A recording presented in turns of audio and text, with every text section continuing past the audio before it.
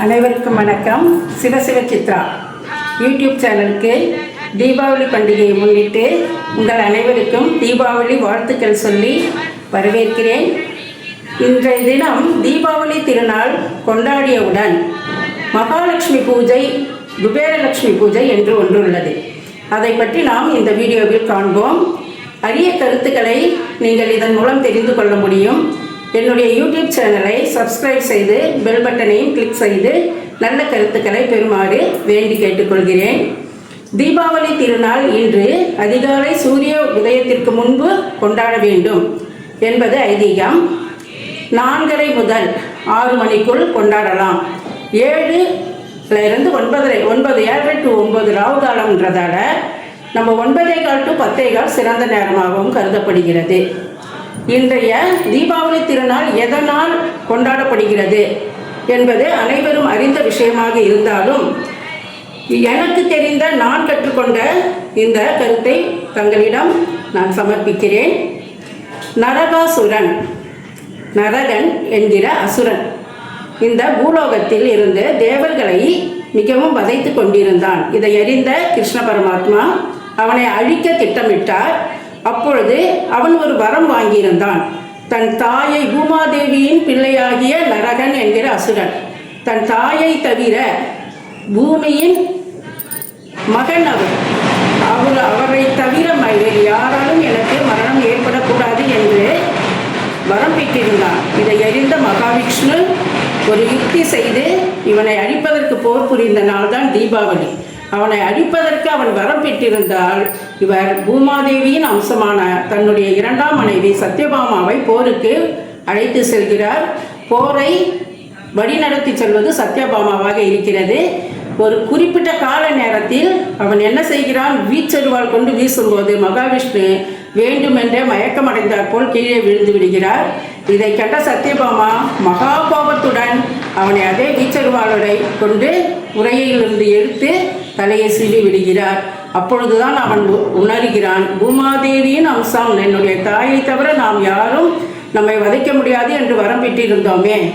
அப்பொழுது இந்த சத்யபாமா பூமாதேவியின் அம்சம், தாயினாலே வதைப்பட்டோம் என்றதை அறிந்த பின் என்னுடைய இந்த இறப்பு நாளை எல்லோரும் தீப ஒளி ஏற்றி, தீபாவளி, தீபம் கூட்டல் ஆவலி, ஆவலி என்றால் வரிசை, தீபங்களை வெளிச்சம், இருட்டிற்கு வெளிச்சம் தரும் தீபாவளி வரிசையாக தீபங்களை வைத்து வாழ்வில் வெளிச்சம் பெற அனைவரும் கொண்டாட வேண்டும். பட்டாசு வெடித்து வெடி வைத்து தங்கள் சந்தோஷங்களை தெரிந்து கொள்ள வேண்டும் என்று, எல்லோரும் பகிர்ந்து கொள்ள வேண்டும் என்று கொண்டாடப்பட்ட இந்த தீபாவளி முதலில் வடக்கு பகுதியிலிருந்து வட தமிழகத்திலிருந்து தென் தமிழகத்திற்கு வந்தது. அடுத்ததாக இந்த கதைக்கு பிறகு அன்றைய தினம் மகாலட்சுமி, குபேரலட்சுமி பூஜை செய்ய வேண்டும் என்பது ஐதீகம். இதை எப்படி செய்ய வேண்டும்? இன்று மாலை 4:44 முதல் அமாவாசை தொடங்குவதால் காலையிலேயே தீபாவளி கொண்டாடிய உடனே மகாலட்சுமி தேவிக்கு 1 ரூபாய் காயின் சொல்லுவாங்க, அந்த காசு ஒரே மாதிரியாக இருக்கும்படி, அதாவது 1 ரூபாய் 2 கதிர்கள் இருக்கும். அதே போல் ஒரு 360 காசுகள் எடுத்துக்கொண்டால் அதில் அற்றதை போட்டு ஸ்வர்ணங்கள், பணம் இவற்றை எல்லாம் வைத்து வாசனை திரவியங்கள் அனைத்தையும் வைத்து மகாலட்சுமியினுடைய கனகதாரா ஸ்தோத்திரத்தை பாடவிட்டு அல்லது கூடவே நாம் சொல்லி அவர்களுக்கு போற்றி சொல்லி அத்தனை அஷ்டலட்சுமிகளையும் வரவழைத்து கடைசியாக மகாலட்சுமிக்கு, குபேரலட்சுமிக்கு பூஜை செய்வது ஐதீகம்.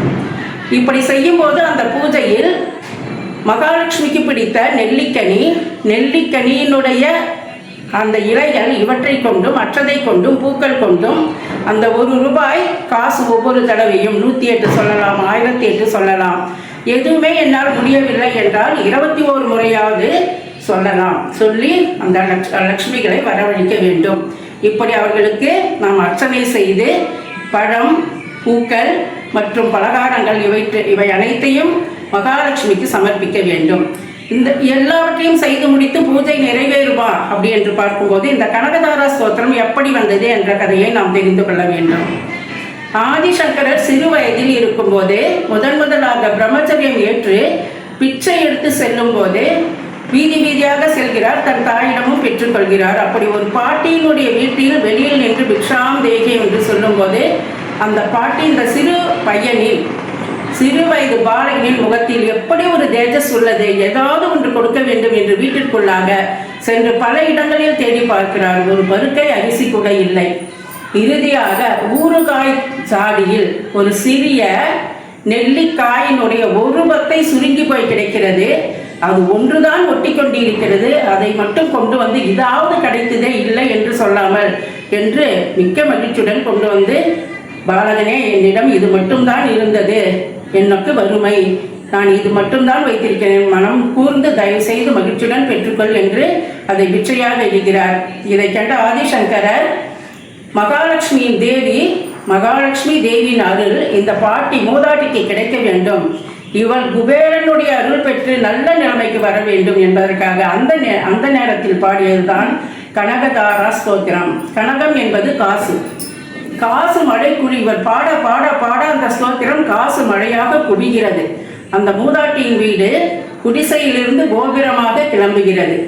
அப்படி இருக்கும்போது இந்த மகாலட்சுமி தேவியின் பூஜையை குபேரலட்சுமி பூஜை செய்யும் போது, மகாலட்சுமி பூஜை செய்யும் போது கனகதாரா ஸ்தோத்திரம் உங்களுக்கு சொல்ல தெரியவில்லை என்றால் அதை யூடியூப்ல இருந்து பார்த்து ஓடவிட்டு நாம் அந்த பூஜை நிறைவேறும் வரை அந்த பாடல் ஓடிக்கொண்டே இருக்கலாம். நாம் சொல்ல முடிந்தால் சொல்லலாம்.